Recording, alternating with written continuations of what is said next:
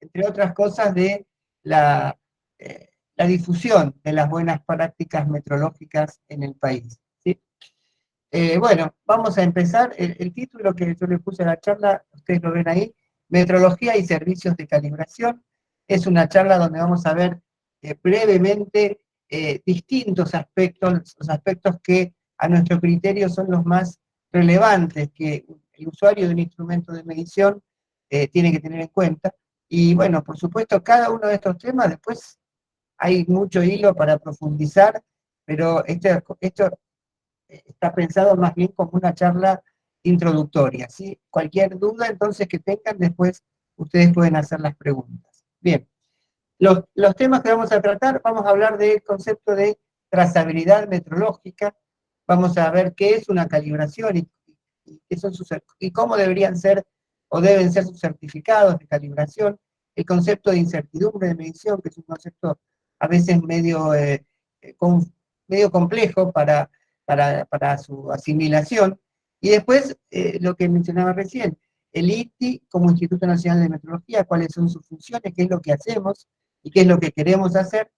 Y bueno, vamos a hablar un poco del SAC, del Servicio Argentino de Calibración, que es una herramienta creada hace bastante tiempo por el INTI para difundir la trazabilidad y las buenas prácticas metrológicas también. Entonces, sin más trámite, vamos a empezar. El primer concepto a mencionar es el de trazabilidad metrológica. ¿Qué significa que una medición sea metrológicamente trazable? Bueno, primero, ustedes saben que la metrología, no confundirlo con la meteorología, que es otra cosa, tiene que ver, es otra cosa, pero en general mucha gente confunde metrología con meteorología, no. La metrología es la ciencia de las mediciones, tanto en sus aspectos más científicos como en sus aspectos más prácticos, en su aplicación industrial, en su aplicación en verificaciones legales, etcétera, etcétera. Eh, entonces, hablamos de trazabilidad metrológica. La trazabilidad metrológica significa que es la propiedad de un resultado de medición por el cual ese resultado está vinculado con referencias previas. Acá vemos un ejemplo en una medición de masa, empezando de izquierda a derecha, en un laboratorio químico o a lo mejor un laboratorio farmacéutico, usan una balanza para pesar una pequeña cantidad de muestra que se va a usar para algún análisis o para algo. Eh, ¿Qué significa que esa pesada de esa cantidad de muestras tenga trazabilidad? Significa que esa balanza debió haber sido previamente calibrada, o sea, comparada con patrones de masa. Esos patrones de masa son pesas, patrones, en la segunda diapositiva lo podemos ver, y esas pesas también tienen que tener trazabilidad. ¿De qué manera se logra que esas pesas tengan trazabilidad? Debieron haber sido también calibradas, o sea, comparadas contra otras pesas de un nivel metrológico superior, y a su vez esas otras pesas deben ser calibradas en contraste con lo que son los patrones nacionales de masa, que son esta foto que se ve acá, son los patrones nacionales de masa que se mantienen en el INTI y se envían a calibrar al Buró de Pesas y Medidas en Francia cada 6 años. En el año 2018 hubo un cambio en lo que es la definición del kilogramo de la unidad de masa, y esto es la última parte de la cadena de trazabilidad. Eh, Hasta el año 2018 el kilogramo se definía como la masa de una pesa patrón mantenida en el Buró de Pesas y Medidas. Desde entonces, el kilogramo se define con términos un poco más eh, complejos desde el punto de vista científico, se define en relación a la constante de Planck. La constante H, constante de Planck, es una constante fundamental de la física teórica, que relaciona energía con frecuencia, y el kilogramo se define asignando un valor fijo a la constante de Planck. Una de las maneras de diseminar la definición del kilogramo es a través de lo que se llama la balanza de Kibble, que es la última foto que podemos ver acá, donde hay pocas versiones de la balanza de Kibble. Hay una en Estados Unidos, en Canadá, en Francia, en Suiza, etcétera, en Corea. Hay pocas versiones, y la forma de vincularse entonces a la unidad de masa.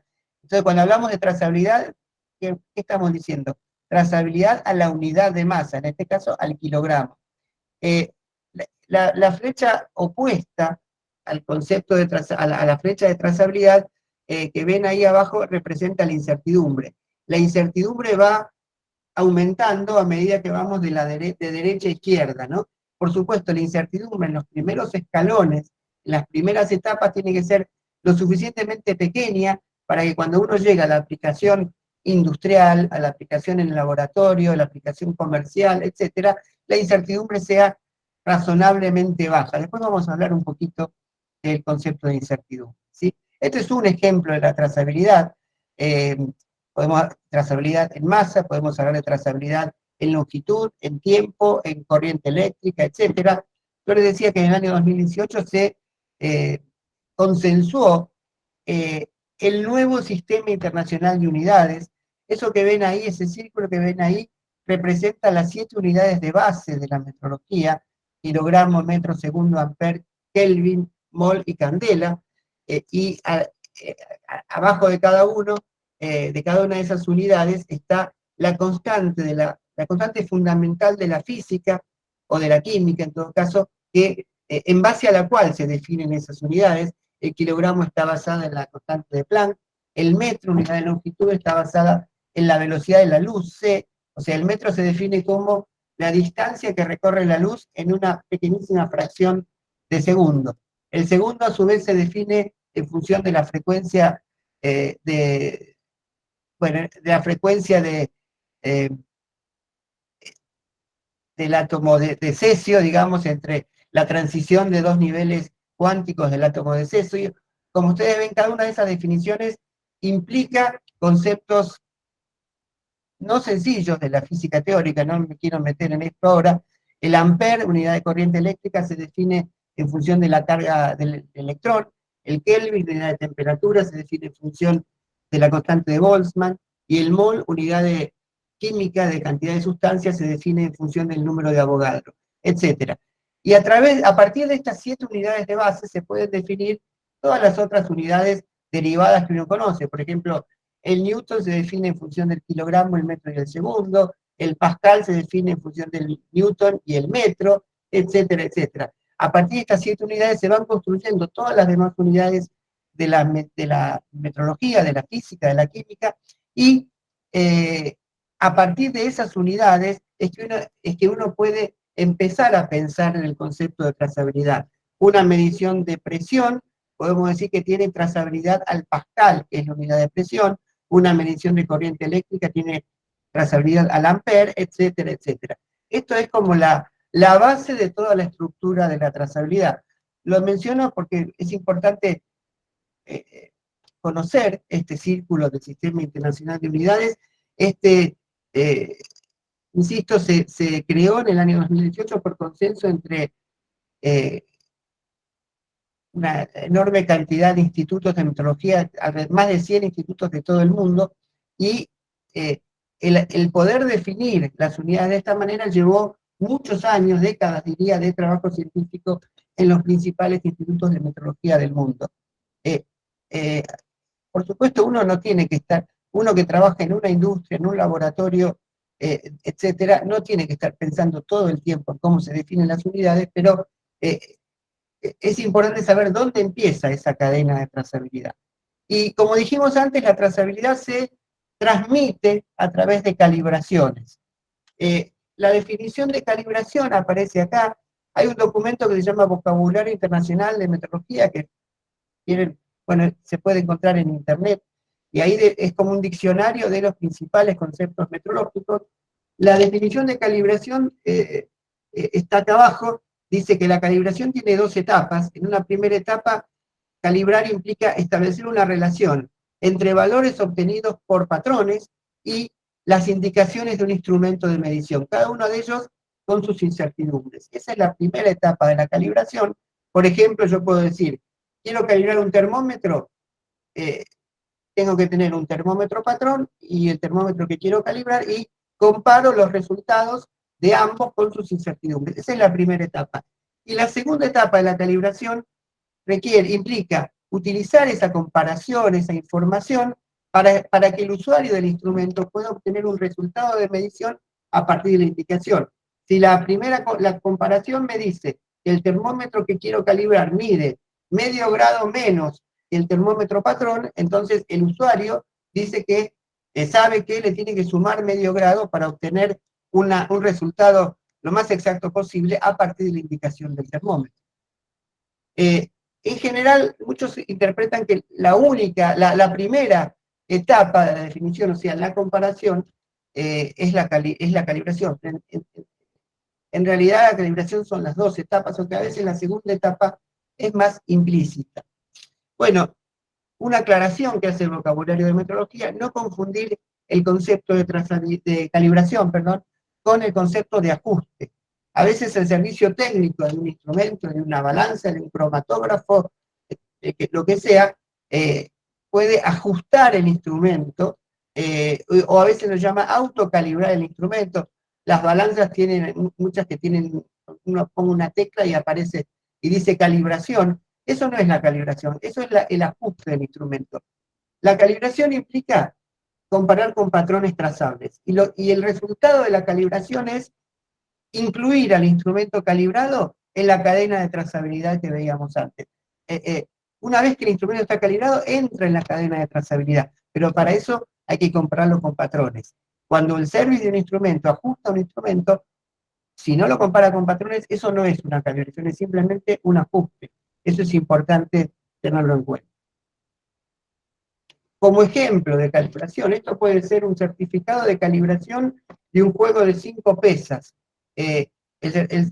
La calibración puede tener el resultado, digamos, el certificado de calibración puede tener una tabla, por ejemplo, como esta, donde aparece el valor nominal de las pesas, en una segunda columna el error obtenido. El error es la diferencia entre el resultado de la medición de esas pesas, de la masa de esas pesas, en relación al valor nominal. Por ejemplo, la pesa de 1 gramo pesa 1/100 de gramo más que el valor nominal. La pesa de 5 gramos pesa 3 centésimas, o tiene masa, mejor dicho, 3 centésimas de miligramo más que el valor nominal, etc. La tercera columna aparece la incertidumbre alcanzada en la calibración, la incertidumbre que el laboratorio de calibración obtuvo al hacer la calibración en centésimas de miligramos. Y la última columna es optativa, no siempre aparece, muchos laboratorios no lo ponen, incluye una declaración de conformidad con una especificación, con una norma. En el caso de pesas hay una norma de metrología legal, que es la OIMLR 111, donde indica, en función del error y las incertidumbres de las pesas, a qué clase pertenece. Las 4 primeras pesas pertenecen a una clase llamada E2. ¿Por qué? Porque, por ejemplo, la pesa de 1 gramo, para estar dentro de clase E2, tiene que tener un error de más o menos 3 centésimas de miligramo. Y cuando digo tiene que tener un error de más o menos 3 centésimas de miligramo, eso incluye la incertidumbre. O sea, el error más la incertidumbre debe considerarse como más o menos. La incertidumbre puede ser, digamos, es más o menos 0,01 en realidad. Entonces, aún sumando, en el peor de los casos, la incertidumbre queda dentro del más o menos 3 centésimas. En cambio, la pesa de 10 gramos, si sumamos el error de 5 centésimas positivo, y a ese 5 centésimas le aplicamos más o menos 2 centésimas, no queda íntegramente dentro del intervalo 6 centésimas, por lo tanto, esa pesa de 10 gramos no pertenece a clase E2. Todo esto puede que aparezca, esta última columna puede que aparezca en el certificado, puede que no. Si no aparece, el usuario puede hacer el cálculo y verificar si está o no está dentro de la pesa, ¿verdad? Y el usuario, ¿cómo usa la pesa calibrada? Pongamos como ejemplo la pesa de 5 gramos. Veamos un poquito para atrás. La pesa de 5 gramos tiene un error de 3 centésimas y una incertidumbre de más o menos 2 centésimas. El usuario puede decir, yo directamente uso el valor nominal como el valor que le asigno a la pesa. Si uso el valor nominal, la incertidumbre que el usuario debe asignarle a esa pesa es la incertidumbre de la clase, 5 centésimas, volvamos para atrás de vuelta, fíjense, si yo asigno 5 gramos, digo, no tengo en cuenta este error, porque es muy chiquito, digo 5 gramos, la pesa tiene una masa de 5 gramos, la incertidumbre que le voy a asignar a esta masa es la correspondiente a la clase de 5 centésimas, que es el primer caso. Y otro quiere ser un poquito más exacto en la asignación y dice, le voy a sumar el error que me da el certificado, 3 centésimas de miligramo. Entonces, el valor asignado a la pesa es 5,00003 gramos.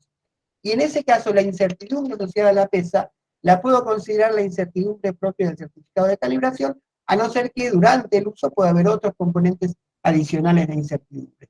En general, muchas veces, un instrumento, o en este caso una pesa, puede usarse de las dos maneras dependiendo de el uso que se le va a dar, cuán exacto quiero yo que sea el uso de ese instrumento. Bueno, no sé si queda claro esto, si no, cualquier duda me pueden consultar después. Bien, ¿qué información me tiene que dar un certificado de calibración? En principio, ¿para qué sirve el certificado de calibración? Hay muchos usuarios que reciben el certificado de calibración y lo guardan en la carpeta para cuando venga el auditor y cuando venga se lo muestro al auditor. Eso no es la mejor práctica metrológica. En principio, el certificado de calibración evidencia que el instrumento ha sido calibrado y cuándo fue calibrado, evidencia quién lo calibró, también el método y las condiciones de calibración, por ejemplo, las condiciones ambientales, en algunos casos son importantes, o otro tipo de condiciones, si hay vibración en el laboratorio de calibración, etcétera, etcétera. Y lo más importante es que el certificado de calibración es una evidencia de que el instrumento tiene trazabilidad metrológica. Incluye, en general, una tabla, puede ser un gráfico, si no es una tabla, de errores o correcciones, como vimos recién, y, como decía la definición, debería informar cómo obtener un resultado de medición a partir de una indicación, aunque a veces esa información está implícita en la misma tabla, a veces no. Me tiene que incluir la incertidumbre alcanzada en la calibración, puede o no contener declaraciones de conformidad con requisitos metrológicos, como por ejemplo, conformidad con la clase E2, como vimos recién, puede contener resultados. En algunos casos, el usuario le pide al laboratorio de calibración que calibre la pesa y si es necesario ajustar la pesa, perdón, el instrumento, y si es necesario ajustar, el laboratorio lo puede ajustar, o incluso, si tiene la capacidad, el laboratorio puede reparar un instrumento que no funciona bien, y en ese caso tiene que informar el resultado antes del ajuste y la reparación, y el resultado después, por supuesto, en ese caso el servicio va a tener otro arancel en general, por lo general. Y puede o no contener opiniones e interpretaciones de la persona que hizo la calibración. Eso es básicamente lo que tiene un certificado de calibración, además de los datos administrativos, el nombre del usuario, el nombre del laboratorio y la dirección, la firma, etcétera, etcétera, la fecha también, etcétera. ¿Qué es lo que el certificado de calibración no me da? En primer lugar, no tiene por qué incluir ningún dictamen de que cumple con algo o de que no cumple. El certificado es una fotografía de cómo es el instrumento. No indica si el instrumento es apto para el propósito para el que se lo usa.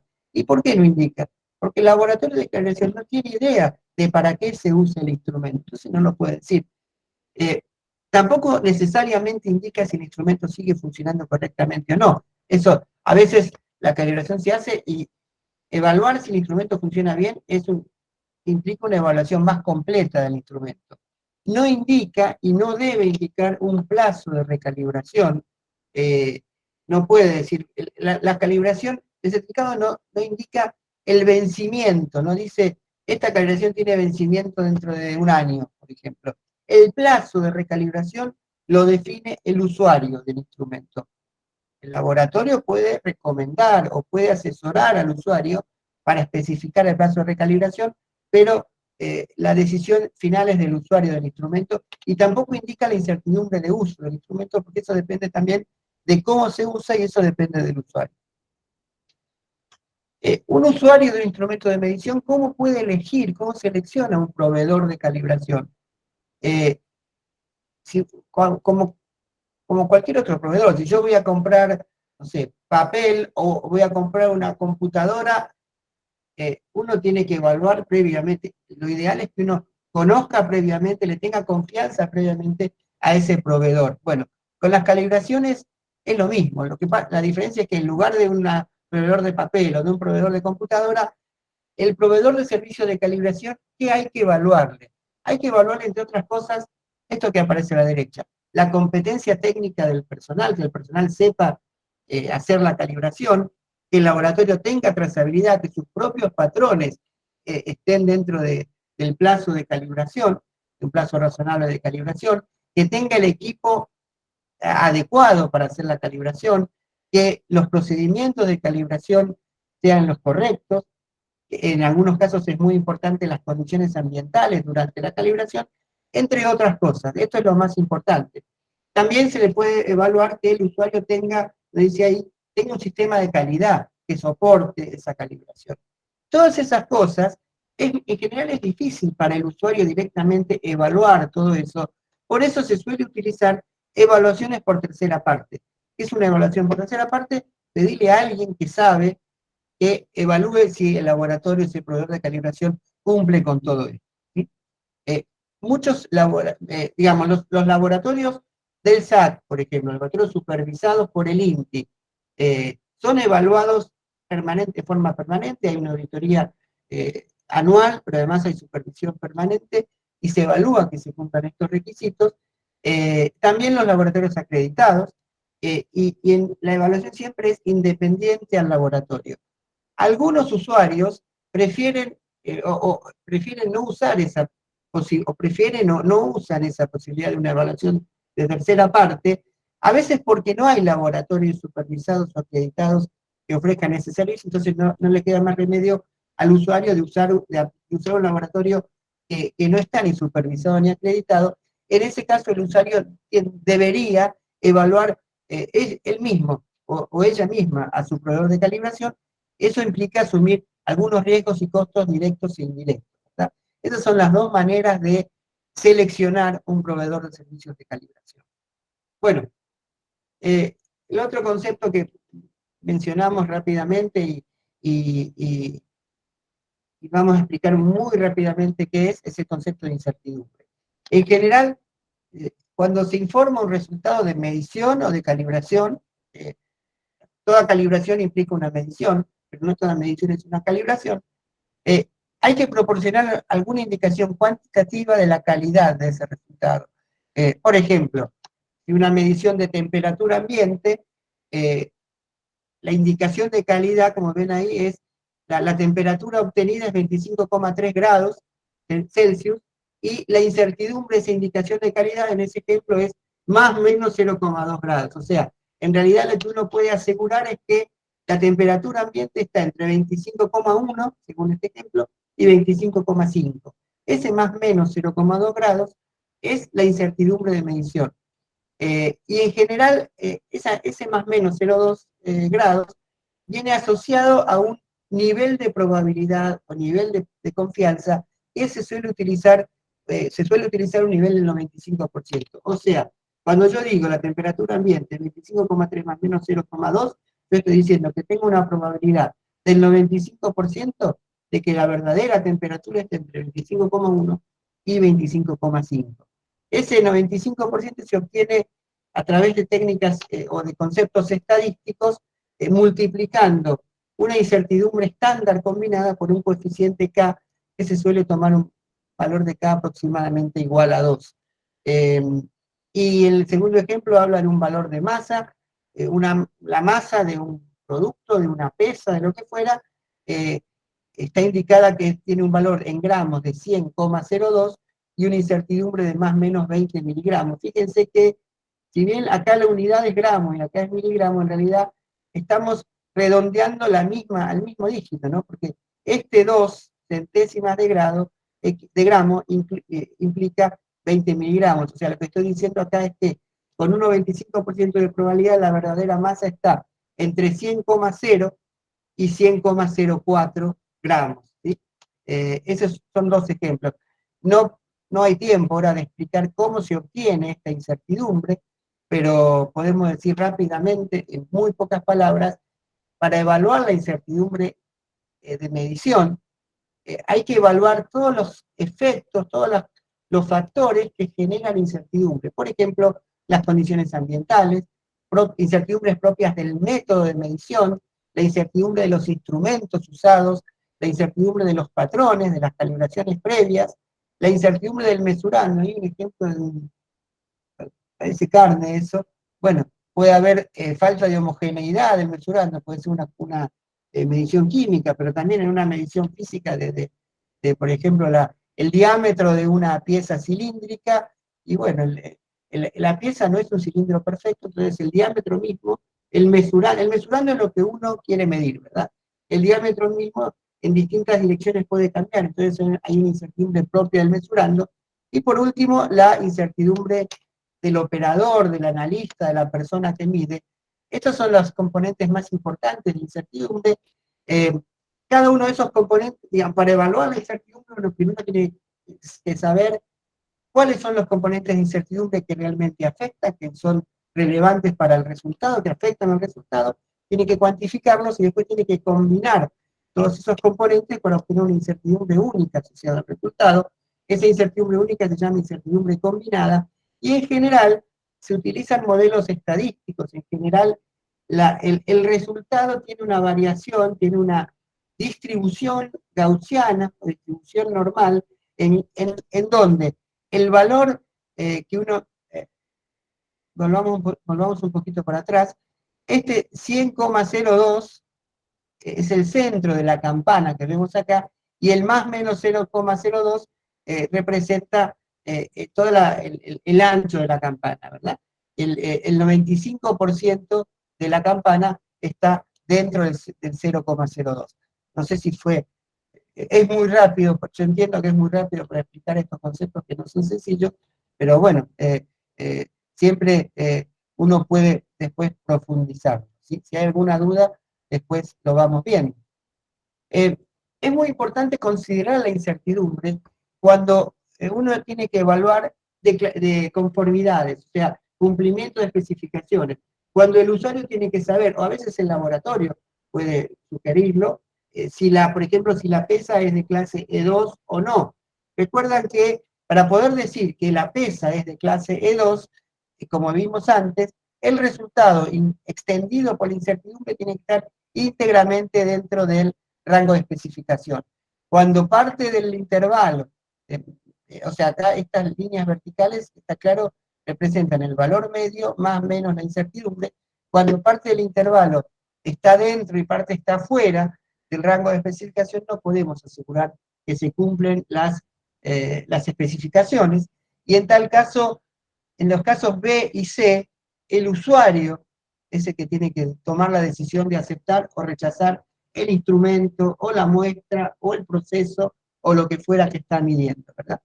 Está claro que en el caso A, el instrumento, el proceso, lo que fuera, debe ser rechazado porque está claramente afuera. Los casos difíciles de decidir son los casos B y C, en donde técnicamente hablando no podemos asegurar que estamos cumpliendo con la especificación. Bueno, y esto lo podemos representar de otra manera, así, fíjense. Supongamos nuevamente, esa campana celeste que se ve ahí representa el resultado de medición con su incertidumbre, ¿no? En este caso está perfecto, estamos dentro del rango de aceptación, o sea, podemos aceptar el instrumento, la muestra, el proceso, lo que fuera. Pero, ¿qué pasa si estamos en esta situación? Perdón, acá. Si yo digo, sigo estando dentro del rango de aceptación, tengo un riesgo, porque esta campana quiere decir que el valor verdadero de la medición puede estar dentro de este rango que se ve acá. Entonces, si yo estoy aceptando este resultado, bueno, existe una cierta probabilidad de que eso que yo estoy aceptando esté fuera de la zona de aceptación. Y eso implica un riesgo de aceptación equivocada. Nuevamente, el usuario es el que tiene que evaluar el riesgo, y si aún así, eso depende de la criticidad de la medición. Si yo estoy midiendo, no sé, haciendo una medición muy crítica que puede tener una implicancia, una pieza de seguridad de un auto, o un medicamento el principio activo de un medicamento que no se puede exceder de tanto valor. Bueno, a lo mejor ese riesgo es alto. Si yo estoy midiendo las dimensiones de un mueble, a ver si entran o no entran en una habitación, el riesgo no es tan alto. Entonces, la decisión, insisto, es siempre del usuario, ¿no? Y en este otro caso, si yo estoy rechazando eh, la medición o el resultado a partir de esta medición con esta incertidumbre, puede haber un costo por un rechazo equivocado, porque a lo mejor eso que yo rechacé estaba dentro del rango de aceptación. Son los casos difíciles para decidir y hay que hacer una evaluación caso por caso. Bien, bueno. Otro concepto importante es la relación de exactitud. Cuando uno tiene que hacer la medición y compararla con una especificación, o sea, lo que se llama declaración de conformidad, conviene que la incertidumbre sea pequeña en relación a los límites de especificación. ¿Qué significa pequeña? No más de la tercera parte y preferiblemente uno puede mejorar hasta la décima parte. O sea, si vamos a este caso, por ejemplo, acá la incertidumbre, o sea, el ancho de la campana, está dentro de la tercera parte del rango de aceptación. ¿Eso qué me garantiza? Eso me garantiza que los casos de difícil decisión van a ser muy pocos. Y bueno, eso es bueno. Cuanto menor la incertidumbre, menos probable es que aparezcan esos casos de difícil decisión. Bien, eh, otro tema vinculado, digamos que a veces el usuario de los instrumentos de medición tiene que conocer es cada cuánto mando a calibrar el instrumento. Ya dijimos que el laboratorio de calibración no debe establecer por sí solo un plazo de calibración. La decisión de cada cuánto mando a calibrar el instrumento es siempre del usuario. ¿Y cómo elegir esa frecuencia o ese plazo de calibración? Bueno, a partir de distintos elementos, de la incertidumbre requerida para la medición de ese instrumento, el análisis de riesgo de que el instrumento exceda los límites permitidos, los costos de las correcciones que aparecen al detectar que el instrumento no fue adecuado, el propio instrumento, el tipo del instrumento. Hay instrumentos que tienen una mayor tendencia al desgaste, a la deriva. A veces el fabricante recomienda el plazo de calibración, a veces la especificación. Por ejemplo, instrumentos eléctricos dan especificaciones, por ejemplo, a un año. En tal caso, la calibración hay que repetirla al año, etc. Y en función del uso también de la extensión y la severidad del uso, en algunos instrumentos están sometidos a condiciones extremas, eso requiere una calibración más seguida. Uno puede, por supuesto, evaluar tendencias obtenidas en calibraciones previas. Si en los 3 últimos, yo calibro un instrumento cada 3 años, y en los 3 últimos años los errores detectados en la calibración fueron pequeños, puedo extender a lo mejor de 1 año a 2 años para el próximo periodo. Eso es muy importante. También registros de mantenimientos y servicios. Siempre que sea posible, el propio usuario puede hacer verificaciones intermedias. Esto es, por ejemplo, se hace en una balanza. La calibración de la balanza es un proceso muy complejo que implica no solo la repetibilidad, la excentricidad, sino también la evaluación en toda la escala de la balanza. Si el usuario tiene una pesa de verificación, puede poner esa pesa en algún punto de la escala de la balanza y verificar que en ese punto el instrumento está funcionando bien, y eso es un dato que le puede dar al usuario la idea de extender el plazo de calibración. Y por supuesto, cuánto el usuario del instrumento cuida al instrumento, la destreza del usuario. Bueno, todas estas cosas es fácil decirlo y después es difícil, a partir de todo esto, elegir un plazo de calibración. Yo vi ahí en el video de Acribis que Acribis tiene un servicio para ayudar al usuario a establecer planes maestros, creo que decía. Bueno, esa es una posibilidad. Lo pueden hacer a través del asesoramiento externo o cada uno por su propia cuenta, ¿verdad? Hay algunas guías en esto para determinar frecuencias de calibración que están acá. Yo, si quieren después la presentación, creo que no hay problema, la pueden tener. La guía más importante, me parece, es esta de ILAC y de G24, lineamientos para determinación de intervalos de calibración de instrumentos, pero en cualquier caso, siempre elegir un plazo de recalibración siempre implica análisis de riesgo. hay que analizar costos, riesgos y beneficios, ¿sí? Esto me parece importante decirlo porque a veces es una pregunta que a veces surge. ¿Cada cuánto calibro un instrumento? Si calibro muy seguido, bueno, tengo un costo mayor. Si calibro demasiado espaciado, tengo riesgos de problemas que pueden aparecer y eso también puede ser costos bastante mayores también. Entonces hay que ajustar de la manera más eh, efectiva posible, eficiente y efectiva los plazos de calibración. Bueno, cambiando un poco de tema, vamos ahora a la parte más institucional. El INTI como Instituto Nacional de Metrología, yo les decía que en el año 72 se publicó la ley 19.511, que tenemos como ley de metrología, y a lo largo de la historia esa ley tuvo varios decretos reglamentarios. El último es el 960 del año 2017, es el que está vigente, y este decreto le asigna al INTI distintas misiones que son las que están acá, entre otras, ¿no? Relacionarse con entidades del país y del extranjero, asegurando el reconocimiento interno y externo del INTI en el campo de la metrología, realizar, reproducir y mantener los patrones de medida y a través de calibraciones, difundir la exactitud de medición, desarrollar laboratorios de calibración dentro o fuera del INTI, fomentar y planificar las actividades de investigación y desarrollo de metrología, un tema que hacemos, actuar en defensa de la industria nacional frente a barreras técnicas de carácter metrológico que pueden afectar al comercio, realizar actividades en el ámbito de la metrología legal.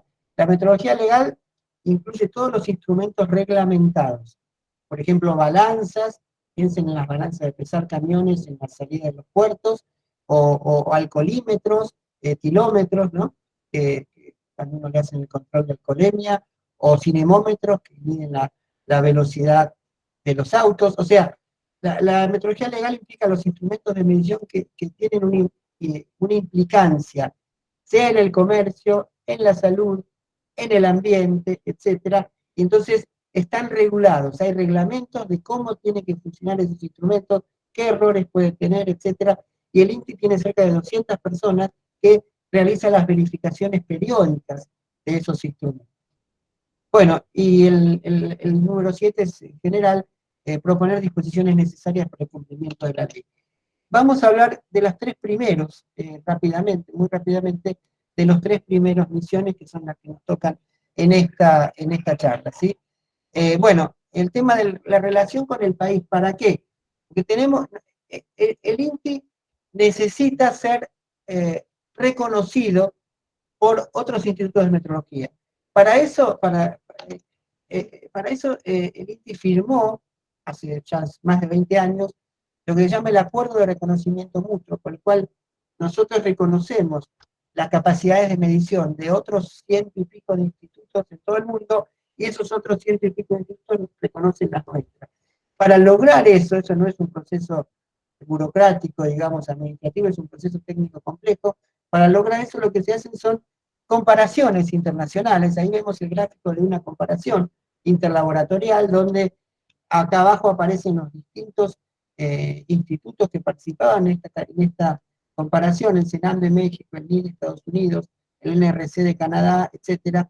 Los que están después, acá en azul, son todos institutos de Europa, y los que están en verde son institutos de América, y los que están en rojo son algunos institutos de los dos continentes que figuran como vínculo, y de esa manera se puede establecer que todos los países, cada uno con su incertidumbre, miden en forma equivalente. Eso es, hay todo un programa de comparaciones de este tipo que es muy complicado porque eso implica que hay artefactos bajo calibración que tienen que viajar por todo el mundo, no es sencillo. Y además de este tipo de comparaciones, recibimos evaluaciones de pares de otros países, tanto de los aspectos técnicos como el sistema de calidad, y eso se aprueba a través de distintos comités, y cuando eso se logra, logramos el reconocimiento de las capacidades de medición del INTI, que son publicadas en esta página web, cualquiera puede entrar. La palabra, bueno, reconocimiento mutuo, ¿verdad? Uno reconoce, la palabra reconocer se lee igual de adelante para atrás y de atrás para adelante. Bueno, justamente eso es un buen símbolo de lo que menciono, de que el reconocimiento es mutuo en estos casos, ¿verdad? Esto es un ejemplo de lo que aparece en la base de datos de las capacidades de medición del INTI para la magnitud temperatura, para estos instrumentos, bueno, los parámetros, las incertidumbres. Esto quiere decir que estos alcances son reconocidos por 120 institutos del mundo, que las principales implican el 95% de la economía y del comercio mundial, ¿sí? Actualmente Argentina tiene alrededor de 300 capacidades reconocidas como esta, ¿sí? Y estamos siempre tratando de que sean cada vez más. Bueno, y la segunda misión que quiero mencionar es quizás la más conocida del INTI en metrología, que es realizar, reproducir y mantener los patrones de medida, por un lado, y difundir la exactitud de medición. La exactitud de medición se difunde a través de calibraciones a los usuarios. Hay 11 laboratorios del INTI ubicados en distintos lugares del país que realizan servicios de calibración para los usuarios, pero, y eso en general aproximadamente involucra unas 2.000 calibraciones por año. Por supuesto que esta cantidad de 2.000 calibraciones por año es muy poca en relación a la demanda industrial de calibraciones. No es de ninguna manera posible cubrir la demanda nacional de calibraciones. Entonces lo que hacemos es solamente calibrar patrones de otros laboratorios, y a su vez esos otros laboratorios eh, cubran la demanda nacional de calibraciones, y en algunos casos atender algunas demandas locales, por ejemplo en Salta, o en Comodoro Rivadavia, etcétera, ¿no? Pero sobre todo, esas 2.000 calibraciones son patrones de otros laboratorios. Y para ver cómo sigue la historia, hablamos del SAC, del Servicio Argentino de Calibración y Medición. Recuerdan que una de las misiones del INTI era desarrollar laboratorios de calibración. Bueno, para eso el INTI creó la red SAC, Servicio Argentino de Calibración. Hace unos años se agregó Servicio Argentino de Calibración y Medición, que apunta al desarrollo de una infraestructura nacional de mediciones. Fue creado, bueno, hace muchos años ya, 87, o sea, hace como 35 años, si no me equivoco, apuntando a desarrollar una infraestructura nacional de mediciones que llegue donde el INTI no puede llegar porque la capacidad operativa del INTI es limitada y cubre una demanda cada vez mayor de calibraciones. ¿Y cómo funciona el SAC? El INTI le brinda asistencia al laboratorio para desarrollarse y hay una supervisión continua, auditorías anuales, etcétera, como ya mencionamos. Se realizan interlaboratorios, ensayos de aptitud a los laboratorios del SAC, y como resultado de todo eso, el INTI reconoce formalmente su competencia técnica, la competencia técnica de los laboratorios del SAC. Los certificados de los laboratorios del SAC incluyen un logo como este, que es el logo del SAC, y el logo del INTI. Bueno, y a lo largo de tantos años, el SAC se ha ido convirtiendo en una herramienta reconocida por la industria en general como un medio efectivo de asegurar la infraestructura de la calidad. En general, la mayoría de los laboratorios del SAC son pymes proveedoras del servicio. Hay algunos laboratorios de universidades, laboratorios que son propios de la fábrica de instrumentos o representantes de instrumentos, y hay algunos laboratorios de empresas nacionales grandes. Actualmente este número va creciendo, hay 57 laboratorios incorporados, hay 8 en proceso de incorporación, y aproximadamente nosotros estimamos, es una estimación, no tenemos la cifra cierta, es muy difícil de obtenerla, pero estimamos que los laboratorios del SAC realizan unos 35.000 certificados de calibración por año, lo cual es un número importante. Bueno, estas son las magnitudes donde más laboratorios hay: presión, longitud, temperatura, electricidad y masa. ¿Sí? La distribución geográfica, obviamente la mayoría de los laboratorios están en provincia de Buenos Aires o en capital, pero también hay en Santa Fe, Córdoba, Mendoza, Neuquén, San Juan, Chubut y Tierra del Fuego.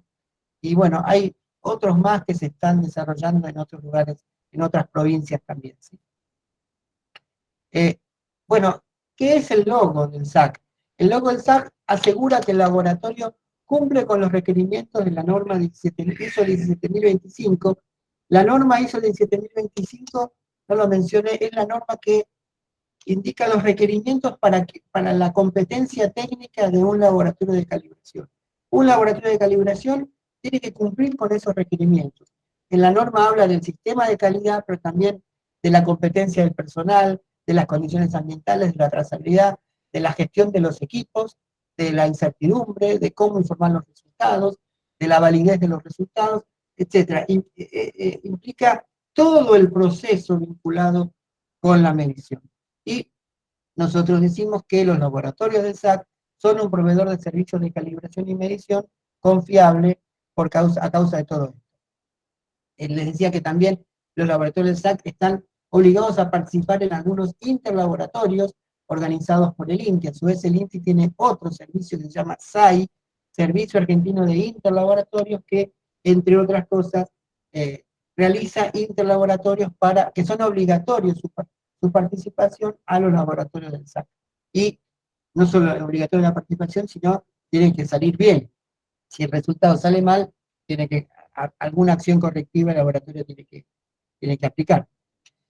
Bueno, cuando una empresa recurre a un servicio de calibración de la red SAC, logra entonces reducir riesgos, asegurando la calidad de las mediciones, disminuir los costos, ya que no es necesaria una evaluación por parte del cliente del laboratorio, ¿sí? Y minimiza la posibilidad, estar seguro completamente de que no va a haber fallas, es imposible, pero se reduce mucho la posibilidad de aparición de fallas y de rechazo de sus productos por cuestiones asociadas a las mediciones, y mejora la confianza del cliente brindando datos e informaciones soportados en referencias metrológicas válidas. Bueno, en esta página que ven acá, la pueden buscar, están los alcances del laboratorio. Es importante que cuando ustedes como, digamos, el usuario de una calibración, el usuario de un instrumento necesita a veces asegurar que el instrumento sea calibrado en tales condiciones y con tal incertidumbre. Bueno, cualquiera es pública, puede consultar los alcances de los laboratorios SAC. Este es un ejemplo, temperatura y humedad, por ejemplo, para un laboratorio SAC, son ejemplos, ¿no? No tiene nombre, un laboratorio que calibra termómetros de mercurio en vidrio, por inmersión total, en comparación con resistencia de platino, entre menos 25 y 80 grados, que esta incertidumbre de 0,05 grados fue auditada por el INTI y es auditada todos los años. Lo mismo para humedad, para temperatura, etcétera. Bueno, lo mismo puede ser para balanza. Ahí la incertidumbre se obtiene como un cálculo en función de la resolución de la balanza, para pesas, etcétera, ¿no? Estos son los alcances del laboratorio SAC, que en general, cuando uno va a recurrir a un laboratorio, siempre es bueno que antes evalúe si tienen la capacidad, la incertidumbre, el intervalo, el rango, etcétera, para que esa calibración después resulte válida, ¿verdad? Bueno, para otros ejemplos. Entonces, en síntesis, ¿cuál es la diferencia entre un certificado SAC versus otro tipo de certificado de calibración de laboratorios que no están certificados? Un laboratorio que no está certificado, no está certificado la trazabilidad metrológica. En un laboratorio SAC, la trazabilidad está auditada por los expertos del Instituto Nacional de Metrología para el alcance supervisado, ¿no? Por supuesto, puede haber calibraciones que un laboratorio SAC ofrece que están todavía fuera del alcance. Eso también es posible, y el laboratorio tiene que aclarar con el cliente qué capacidades están dentro y qué capacidades están fuera por el momento del alcance. Bueno, en general, un laboratorio que no es supervisado, eh, nadie verificó su competencia técnica, a diferencia del laboratorio SAC. Solo el laboratorio SAC puede incluir el logo INTISAC. Si un laboratorio no supervisado incluye el logo INTISAC, en general cuando nos enteramos de eso, el INTI, a veces pasa, ¿no? Por suerte no mucho, el INTI inicia alguna acción legal.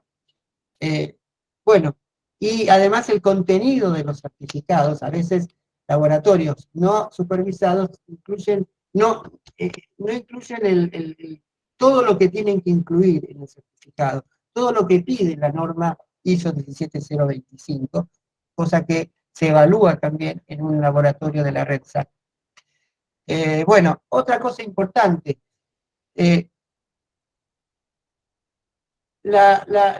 muchos usuarios piensan que alcanza con que un laboratorio de calibración esté certificado ISO 9001. No es lo mismo certificación ISO 9001 que cumplir con la norma ISO 17025. La certificación ISO 9001 simplemente alcanza o asegura que el proveedor tiene un sistema de calidad. La implementación de la ISO 7025 es un sistema de calidad, pero además la competencia técnica, la trazabilidad de los equipos, los procedimientos, los recursos humanos, ¿sí? La certificación ISO 9001 por sí sola no garantiza que el proveedor del servicio de calibración sea competente. Y eso es importante tenerlo en claro. Por supuesto, la decisión de a quién mando los instrumentos a calibrar es de cada uno, nadie puede obligarlo a mandar a un lugar o a otro, pero esto es algo que los usuarios de los instrumentos de medición tienen que tener en claro. Y para ir terminando ya, nuevamente, la competencia de un laboratorio de calibración incluye todas estas cosas que están acá. Que las instalaciones sean adecuadas, que el personal haya sido entrenado, que el procedimiento y el método sea válido y validado, que los equipos sean los apropiados, que los patrones sean trazables y en vigencia, que haya un control de los registros, la transcripción de datos, por ejemplo, que haya una evaluación confiable de la incertidumbre, que existan interlaboratorios, que es la mejor forma de asegurar que todo salió bien, digamos, que ese laboratorio se compare, se mande un instrumento tipo a calibrar y el laboratorio lo calibra y lo calibra el otro laboratorio y el otro y lo calibra el INPI. Y como resultado de todo eso se evalúa que cómo dio y es la mejor manera, la manera más objetiva de evaluar si el laboratorio tiene la competencia adecuada. Bueno, también que los certificados sean completos y que haya un sistema de gestión, un sistema de calidad que respalde todo lo anterior, ¿no? Que tenga auditorías, que tenga revisiones por la dirección, etcétera, etcétera. Bueno, todo esto, un laboratorio es competente cuando cumple todo esto. ¿Y cómo estamos seguros de que el laboratorio cumple todo esto? Bueno, el INTI una vez al año audita tanto los aspectos técnicos como los aspectos de gestión en el laboratorio y si el laboratorio pasa esa auditoría, puede seguir usando el logo INTISAC, que ese logo INTISAC asegura que todo esto ha sido evaluado, ha sido verificado. Y creo que esto era todo. Sí. Bueno, disculpen el apuro, son muchos temas en poco tiempo. Cualquier otro, si hay necesidad, en algún caso podemos arreglar algún tema, si quisieran un poco más de desarrollo, lo podemos pensar. En todo caso ya sería para el año próximo. Pero bueno, les agradezco a todos por la atención y por la participación. Y si hay preguntas, estoy acá para eso.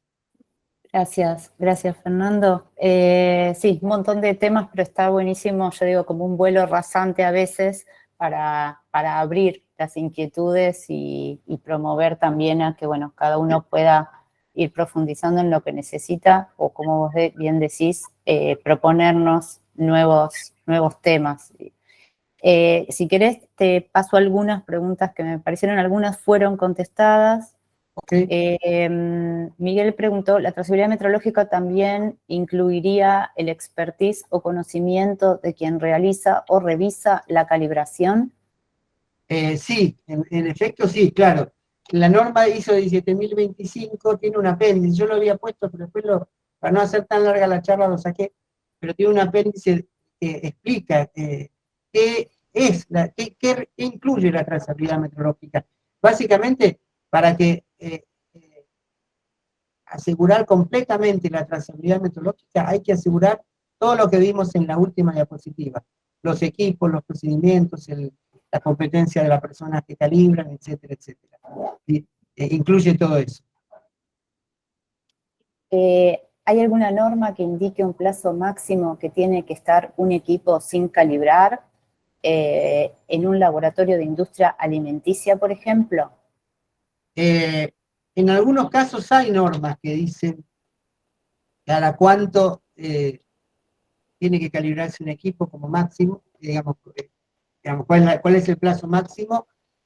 Son aplicaciones específicas. Hay algunas normas que lo indican, pero no hay ninguna norma que implica es que requiere que diga eso en forma particular. No hay ninguna norma que dice una termocupla tiene que ser calibrada cada un año.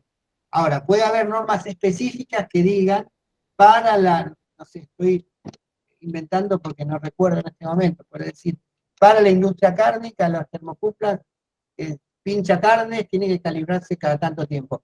Puede ser que las haya, pero si los hay, son muy específicas para aplicaciones específicas, ¿sí?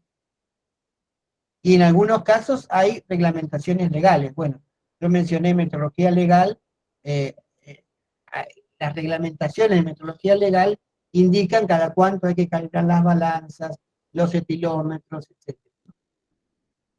No sé si respondí la pregunta, pero Bien. no, me dicen.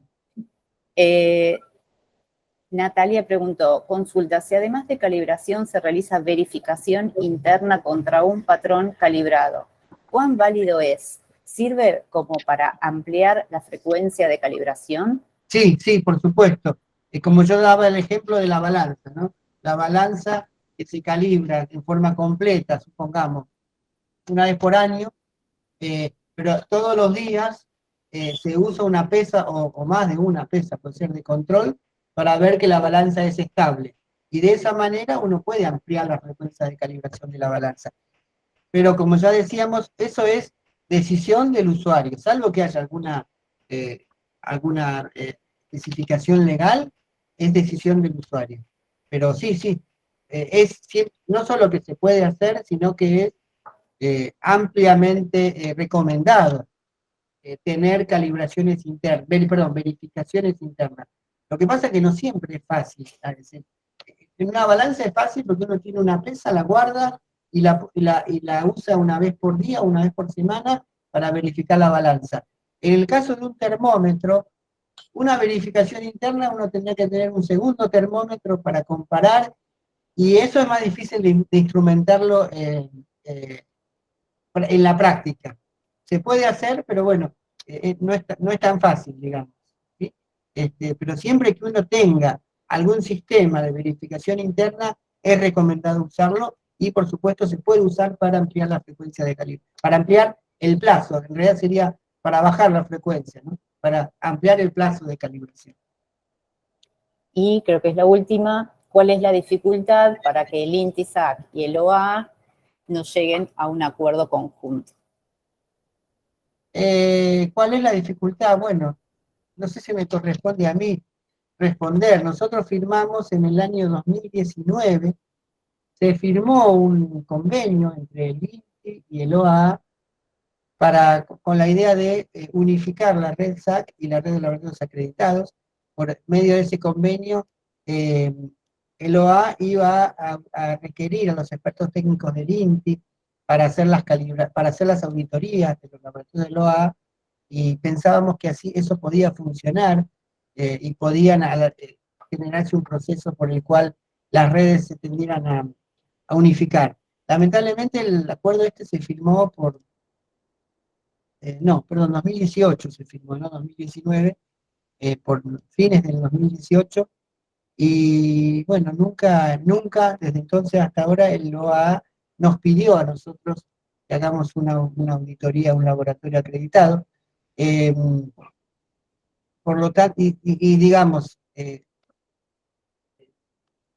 nosotros queremos, la idea, es una situación irregular que haya dos redes de laboratorios, algo que en otros países no pasa, pero bueno, en su momento el INTI hace varios años atrás, hace muchos años, dejó de lado, digamos, canceló la red SAC porque una vez que se creó el OA hace más de 20 años, el organismo de acreditación, lo que pensamos nosotros era que correspondía eliminar el SAC y eh, eh, permitir que los laboratorios se acreditaran. Pero hubo varios problemas, los mismos laboratorios pidieron en su momento que se vuelva a abrir la red SAC porque no estaban muy conformes con lo que hacía, digamos, con la experiencia con el OAA. Y bueno, en el año 2001, 2002, por ahí volvimos a ampliar la red SAC, en principio, en un primer momento, con muy poquitos laboratorios. Hoy día la red SAC tiene alrededor de 60 laboratorios y acreditados hay alrededor de 20. Para el usuario de los instrumentos es lo mismo, ¿no? O sea, nosotros, el INTI reconoce a los laboratorios de calibración acreditados como proveedores válidos de calibración. Al revés no, el OA no reconoce a los laboratorios del SAC como proveedores válidos, lo cual nos parece una lástima porque los laboratorios del SAC son evaluados no por cualquier auditor, por los expertos metrológicos del Instituto Nacional de Metrología. Entonces, es una lástima, hemos tenido muchísimas conversaciones a través de todos estos años, pero no hemos podido establecer un criterio común, lamentablemente. Creo que sí, sería necesario establecer un acuerdo, pero bueno, hemos hecho, desde nuestro punto de vista, todo lo que pudimos para que se generara ese acuerdo, incluso insistimos mucho para que se generara este convenio en el 2018, pero bueno, lamentablemente no fue posible. Del otro lado no hubo la misma voluntad. Esto es la opinión de una persona del INTI. A lo mejor la opinión de alguien del OA es distinta, pero bueno, eso es lo que les puedo decir. Sí, estoy de acuerdo, es una lástima que no se pueden unificar ambos organismos. Sí, es cierto. La diferencia digamos, hay una diferencia entre la red SAC y la acreditación. El SAC, como mandato legal del INTI, el INTI no solo audita a los laboratorios, sino también brinda asistencia técnica a los laboratorios, lo que en el lenguaje de los acreditadores se llama consultoría a los laboratorios. El OA tiene prohibido, digamos, por un requisito de la norma de acreditación, la de 7011, tiene prohibido que el mismo auditor brinde consultoría. Entonces, si el laboratorio se quiere acreditar, el auditor siempre dice qué es lo que está bien y qué es lo que está mal, y poco dice sobre cómo resolver lo que está mal. Nosotros, los auditores nuestros, la indicación que nosotros le damos a nuestros auditores es todo lo contrario. La función del auditor no solamente es decir qué es lo que está bien, qué es lo que está mal, sino también ayudar a resolver eso que está mal, digamos, porque si no, digamos, es distinto a lo mejor en otros países, en Alemania, en Inglaterra, donde hay mucha más conocimiento y muchas más personas que pueden ayudar al laboratorio a desarrollarse. Acá no somos tantos. Entonces, si un auditor le dice, no, vos tenés que arreglártela y resolver esto, y cuando lo resolvés me decís, y no, muchas veces el laboratorio efectivamente está a la deriva porque no sabe a quién preguntarle. Los auditores del SAC, no es ese criterio. Si estuviéramos en un sistema de acreditación no lo podríamos hacer, pero como no estamos en un sistema de acreditación, el principal objetivo del SAC, como dice la ley, es ayudar al desarrollo de los laboratorios de calibración. No sé si me extendí mucho, pero bueno, la pregunta es complicada a veces, ¿no? Sí, y creo que me permito agregar algo que estaba pensando yo durante la presentación, lo importante que es esta función del INTI de difundir conocimiento, ¿no? Yo digo, insisto, lo que un poco dije y que me siguió sorprendiendo a lo largo, fuimos 130 personas hoy. Hubo 130 personas externas al INTI y a CRIBIS que se prendieron en esta charla un 21 de diciembre, que parecía una fecha mala, después de un feriado imprevisto donde hoy seguro todos llegaron al trabajo complicadísimos, con tareas atrasadas y teniendo que reprogramar cosas, y lo tuvimos que programar 10 días, solo con 10 días de anticipación por temas de agenda, y sin embargo hubo 130 personas interesadas en el tema, así que evidentemente estamos con la visión correcta de la necesidad que hay de entender y de saber y de aprender y apoyar también a esta función que tiene el INTI de difundir. Así que, bueno, nada, yo estoy feliz de esto y también de confirmar que está bien esto que estamos haciendo, que vale y que la gente lo apoya. Sí, efectivamente, es parte del trabajo que nosotros tenemos que hacer, esta difusión, así que dispuestos si hay alguna otra necesidad. Gracias, Fernando. Bueno, hay un montón de agradecimientos, es decir, que la explicación es re clara. Yo siempre digo que Fernando tiene el arte de hacer fácil lo difícil y es un excelente docente, así que me alegro que haya podido dar la charla. Un montón de agradecimientos y bueno, y ojalá que podamos continuar con esto y háganos saber esto, qué otros temas les interesa, que para nosotros todo eso va a ser bienvenido y lo vamos a seguir compartiendo con el INTI para que nos ayude a esta divulgación. ¿Cómo no? Bueno, muchas gracias. Gracias. Saludos a todos. Gracias, Fernando. Gracias a todos.